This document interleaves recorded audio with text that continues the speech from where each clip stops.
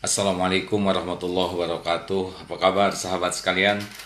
Alhamdulillahirrabbilalamin. Allahumma salli ala Sayyidina Muhammad wa ala alihi wa ashabihi ajma'in.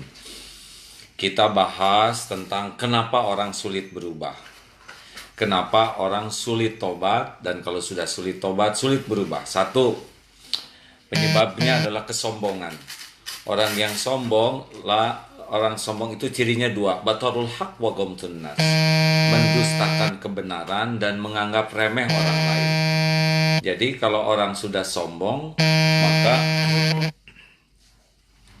dia sudah merasa paling benar, diberikan masukan, input, apalagi kritik, koreksi, dia marah. Makin sombong, makin tidak bisa berubah. Juga yang kedua, orang yang ujub, orang yang sudah merasa berjasa, merasa sudah berbuat, merasa sudah berkorban, sudah merasa berubah, yang rasa dirinya, saya sudah berbuat terbaik nih, saya sudah berubah, saya sudah berkorban. Dia tidak meremehkan orang lain, tapi dia merasa. Nah, ini juga orang yang sulit sekali berubah, ujub namanya. Yang ketiga adalah orang yang merasa diri sebagai korban. Saya ini dianiaya oleh suami saya dianiaya oleh istri saya. Semakin dirinya merasa sebagai korban, maka yang dia pikirkan hanya kesalahan orang lain, bukan kesalahan dirinya. Maka ini pun sulit sekali untuk bisa berubah.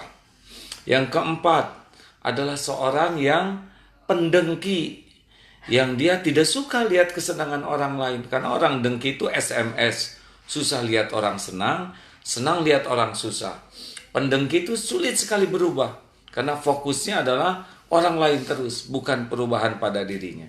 Orang yang sombong, orang yang ujub, yang susah berubah, orang yang merasa diri sebagai korban, orang yang pendengki, dan yang tidak bisa berubah adalah memang orang yang tidak pernah mau hidup ini menjadi lebih baik.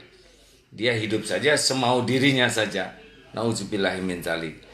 Padahal orang baru bisa bertobat, berubah kalau dia tobat. Dan tobat itu diawali dengan jujur melihat diri, jujur melihat kekurangan diri, berani mengakui kesalahan diri, dan itulah awal seseorang menjadi lebih baik.